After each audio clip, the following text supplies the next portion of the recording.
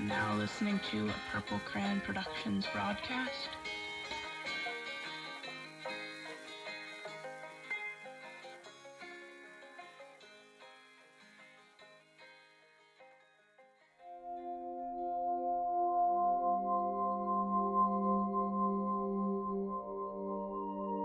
You're going on a road trip. You're not sure where it will take you, just that you need to take it. You woke up one morning and looked at the sky and felt the inexplicable need to drive. And so you drove, and now you're on an interstate, following the pull of the sun and the mountains and thinking it was far too easy to just walk away. But you did. And so you drive, and as you drive you wonder what strange things are lying ahead of you.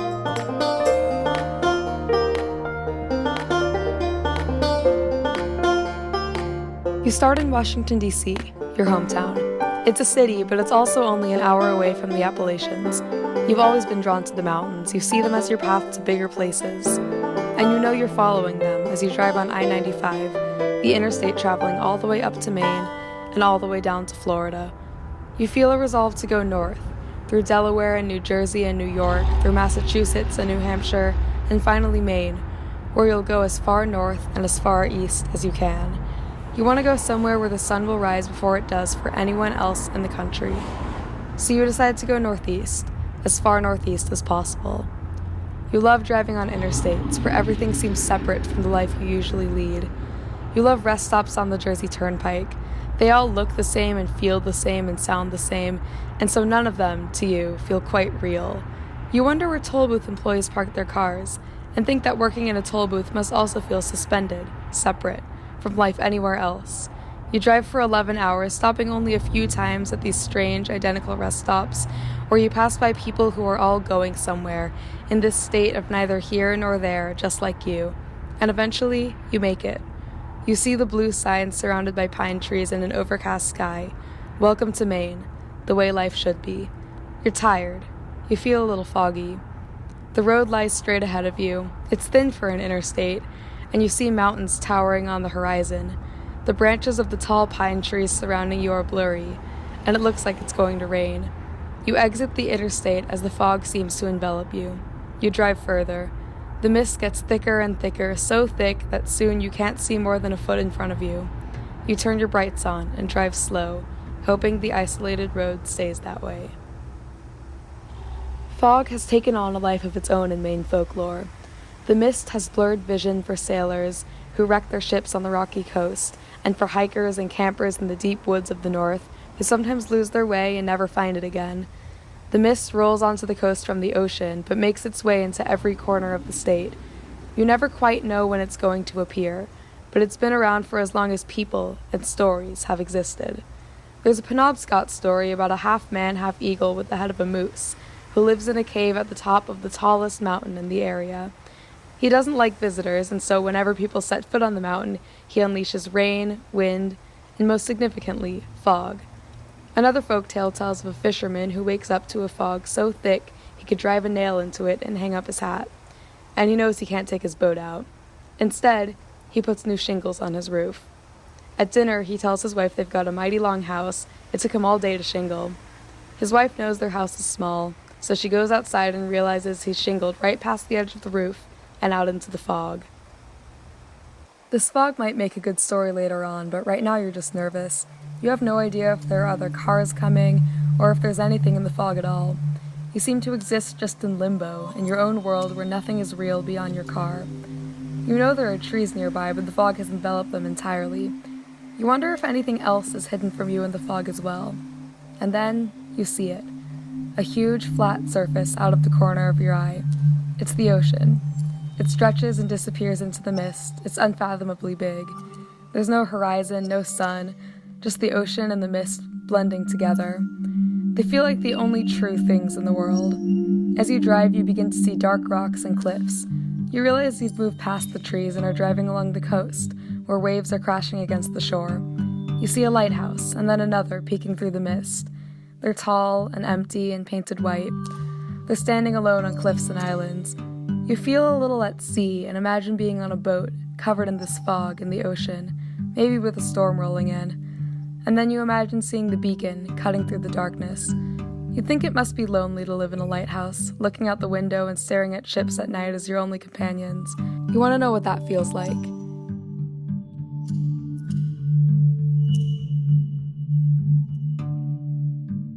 If you drive into Maine from the south along the coast, you'll pass Boone Island. It's a barren, rocky island in the Gulf of Maine, and the site of the tallest lighthouse in New England. It's also a site of several shipwrecks, maybe a little more than you can sit comfortably with. Landing a ship on the island safely is hazardous, and rarely anyone ever attempts it.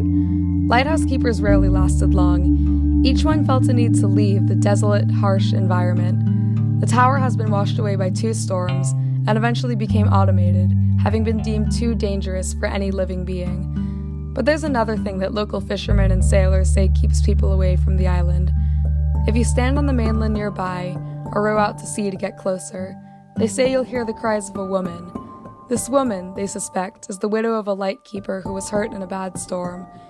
Nobody knows how long the keeper was alive for after being injured, but eventually the light began to dim, and a boat was sent to the island. The search party found the keeper dead in the arms of his wife, who refused to leave his side. And now, they describe Boone Island as the forlornest place that can ever be imagined. This isn't the only haunted lighthouse in Maine. They exist all along the coast and appear frequently in the local folklore of their respective areas. If you drive further, you'll reach Wood Island, where keepers report hearing strange gunshots and seeing unexplained shadows and locked doors flying open. People theorize that this comes from a fisherman named Howard Hobbs, who shot and killed his landlord, and then fled to Wood Island and shot himself in the lighthouse. Further up the coast, legends of the Seguin Island lighthouse tell of a keeper and his wife, who spent the winter isolated away with only a piano to keep them company. The keeper's wife played one song over and over until the keeper snapped and destroyed the piano. He killed his wife next, and finally himself, leaving the lighthouse unattended. Locals say they can still hear piano music coming from the island, and some have seen the ghosts of the keeper and his wife on foggy nights. And even further up the coast is Owl's Head, a fishing town where it's rumored that drivers on the isolated road to the lighthouse will see a boy, just standing there, saying nothing. He'll stare at you as you pass, his eyes following your car. You're at the Owl's Head Lighthouse, looking out at the road for a ghost or strange movement or unexplained shadows, when you remember your end goal. You need to turn inland, to drive further north, as far as you can go. Northern Maine is sparsely populated, and in some areas goes for miles with no paved roads. It feels so far away from where you are on the coast, where everything seems built up and understandable. On the way, your radio loses connection, and you start hearing static. Then you hear music, quiet at first, cutting in and out, and then louder. Someone starts talking. You're listening to WKIT, Stephen King's rock and roll station, located right here in Bangor, Maine. You look out the window and see a small green sign. You're in Bangor. The announcer continues. Are you just passing through? Most people are. You probably haven't heard of Bangor before. It's an ordinary town where nothing particularly unusual has happened, but if you've read certain books or seen certain movies, you know the town as well as I do. In the version of the town Stephen King based his world in, giant rats congregate in the waterworks, people see ghosts in our old water tower, truck stops are haunted, and there are weird creatures in the sewers. Maybe you've heard of the Barrens, where unspeakable horrors sometimes happen. Follow any canal out of the town through the forest and you'll get there. But if you visit, we can assure you nothing bad will happen. We'll keep you safe. And now, here's some Led Zeppelin. You feel like the announcement was weirdly directed at you. You slow down the car and then you get out. The Barrens are overgrown, with a wall of trees and a peaceful trickling stream. You see a large drain across the stream, covered up by a tarp. Weird. The town you find has a statue of Paul Bunyan in a park, and a plaque saying this was his birthplace. It also has a red Gothic-style mansion with a wrought iron fence covered in bats and spider webs. This is Stephen King's current home. It's normal. It's a tourist attraction. But you wonder what about this town drew King to it. What made him imagine these horrible, otherworldly things all taking place in this one inconspicuous town? You get back in the car. The radio fades out as you drive further north, almost as far north as you can go, almost to Canada, onto Route 2A, one of the most treacherous roads in New England.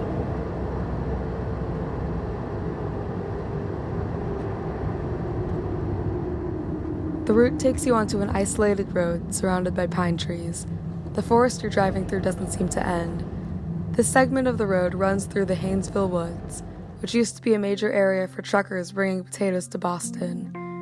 The road is full of dangerous hairpin turns, and the snow that areas this far north get can make them icy and treacherous. Because of this, it's been said that many of the truckers who drive into the woods never come back out.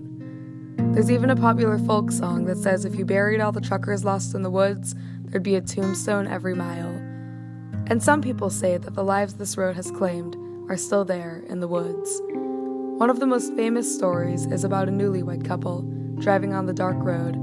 The couple had a little too much to drink, and the groom lost control of the car and hit a telephone pole. He died instantly. The bride managed to crawl out of the car and make her way back to the road, where snow was beginning to fall. She walked along the road for hours, waiting for a passing car that could offer help, but nobody came. The weather that night made driving through a place as treacherous as the Haynesville Woods far too dangerous. It's been said that the bride froze to death and has stayed in the same place by the road, still in her wedding dress, searching for help. Travelers have reported seeing her standing by the road at night. They hear her voice, and sometimes even respond to her, although they can't quite make out her face. As their car comes closer, she vanishes, but they can still hear her, calling out for help. When you enter the woods, the sun has set. You're overcome with a deep, dark feeling, like there's someone watching. You look out your back window once, then again, and check to make sure your doors are locked.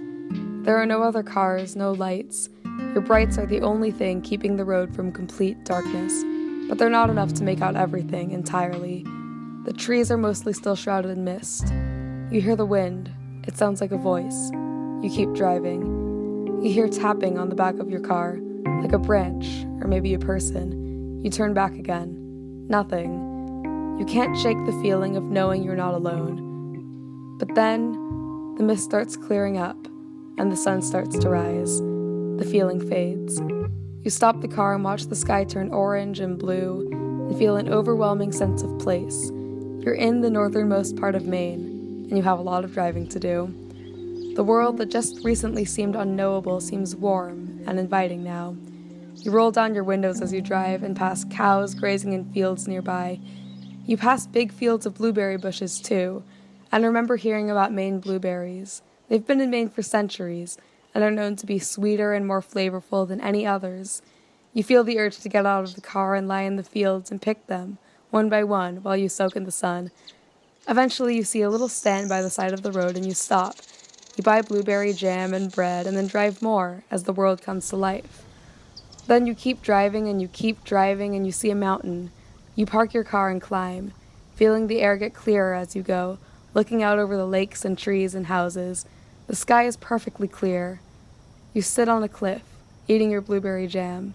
Everything is calmer from up here.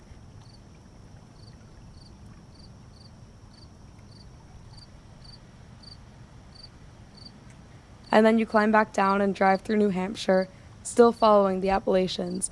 And then, as the morning turns to afternoon, you're in Vermont. Welcome to Vermont, the sign says, the Green Mountain State. You look around and see the light hitting the mountains. They're covered in trees, and it's summer, so the leaves are green, greener and brighter than you've ever seen before, and completely encompassing the mountains. You're in the northernmost part of Vermont, in an area some people call the Lost Nation. It's still in the Appalachians, in a sparsely populated area. It's beautiful. It doesn't feel real.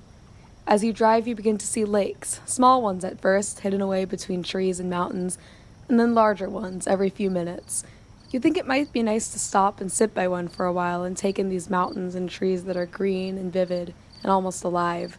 You see a lake that you're drawn to, nestled between two tall mountains, and you get out of the car. There's an old lady standing and staring at the water, with a long dress and long hair and a bag of breadcrumbs. "What's this lake called?" you ask. "This is Willoughby Lake," she says. "I like to come here and sit and think and look at the birds. You know, there's an underground passageway in those mountains over there. One winter some horses fell through the ice and were found months later in the Crystal Lake a few miles away. And," she says, hesitating, "it's where the monster lives." She pauses. You aren't sure you want to ask what she means, but you do. "What monster?" "Well," she tells you, "every lake in Vermont's got a monster. So this lake's got one just like any other.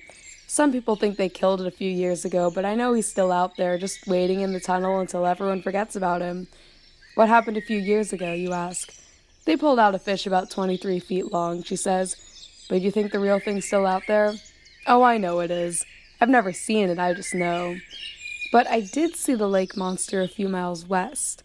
Over there's a quiet little town right by the Canadian border. They make syrup there, and they've got the greatest leaves in the fall. And then there's the lake.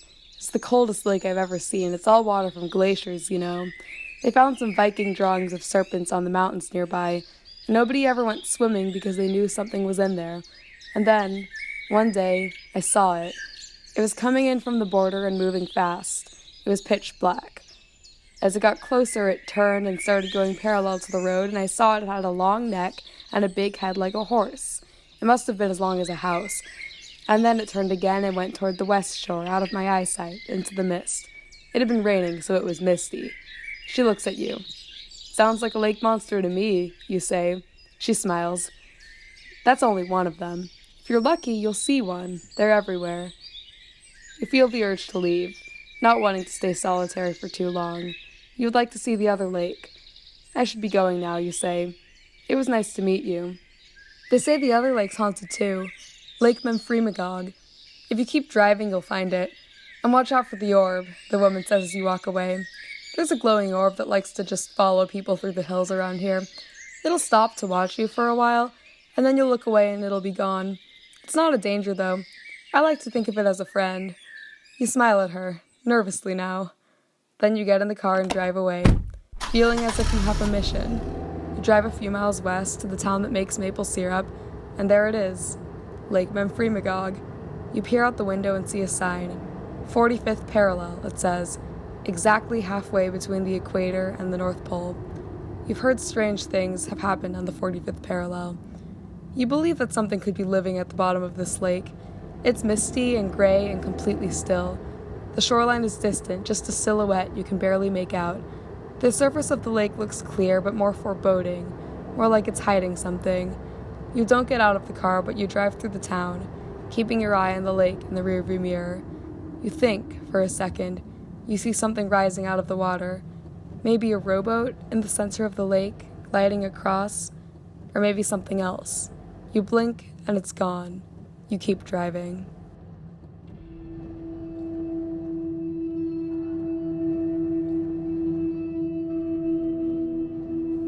You're driving through farmland when you see the orb coming. It glows softly and floats just above the road.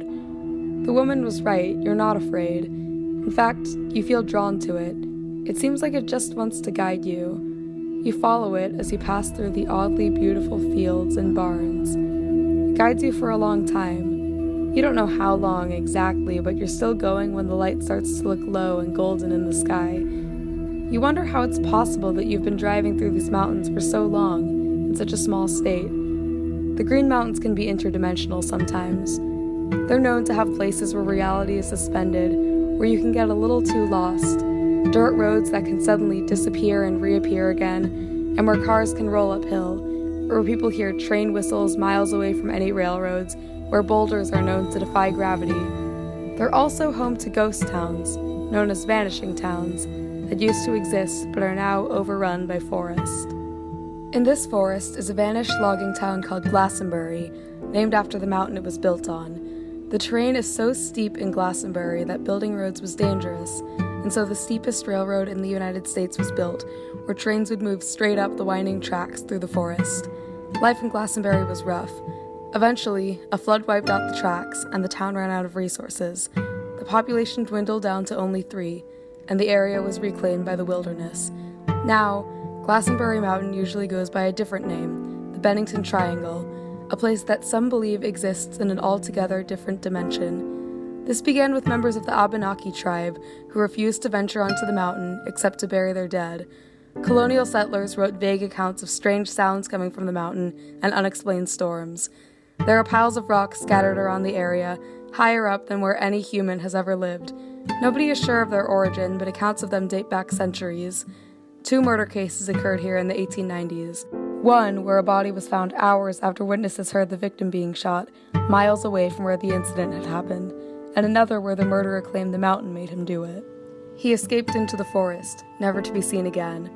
Soon after, on a rainy night, a coach driver in the nearby area noticed footprints on the road disappearing into the wilderness. The footprints were fresh, not yet washed away by the rain, and much larger than any humans could possibly be. His horses were nervous, so he thought maybe whoever, or whatever, had made the footprints was still lurking nearby.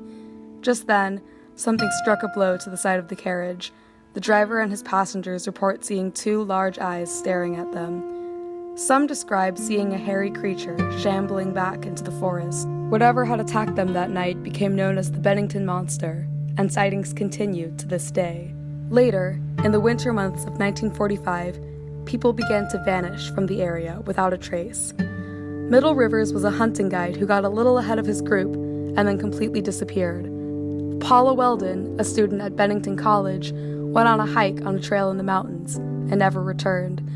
A massive search party combed the area for weeks, but found no evidence. In a nearby area, an 8-year-old boy disappeared from his mother's pickup truck. Afterwards, the boy's father mentioned that he'd recently had an inexplicable desire to go into the mountains. And there are more disappearances spanning decades, all occurring around the same time of year.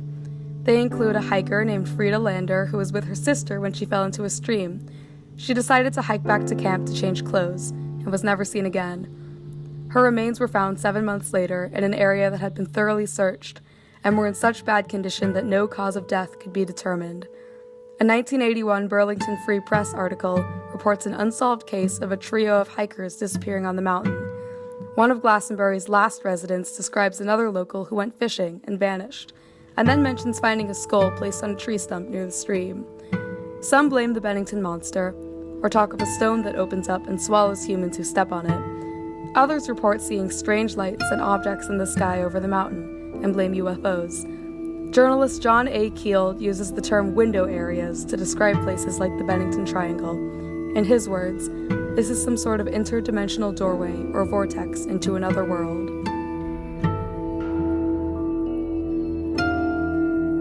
The orb pulls you to the tall mountain, taller than any of its surroundings.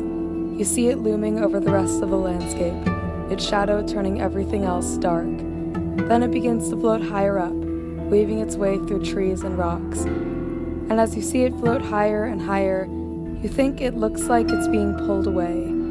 It disappears halfway up the mountain. You don't follow it. This isn't your final destination. You can't stay here. You remember visiting Lake Champlain when you were younger, and staying in a cabin with your family by the water. You played with your siblings and watched scary movies at night and ate peaches. It all feels wistful and sweet, and completely harmless. So you drive until you've reached its shores, and you can see fireflies and hear crickets all around you. You remember the night sky in Vermont being clearer than any you'd ever seen, so filled with stars that you felt completely overwhelmed, but completely at peace by how big everything in the world was. You look up. Right now, you feel the same. You could find a hotel, but you know you're safe here. You belong here. And you look at the Vermont sky, and you finally take a breath. Tomorrow, you will drive more.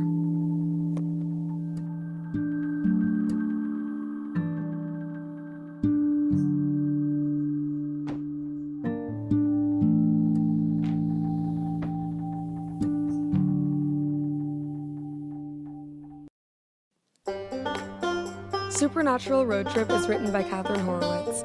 Information comes from the International Museum of Cryptozoology in Portland, Maine, ObscureVermont.com, Esri.com for online mapping, Andrew Berman of the Huffington Post, and AncestralFindings.com. Music is by American Moon Bicycle and Fiel.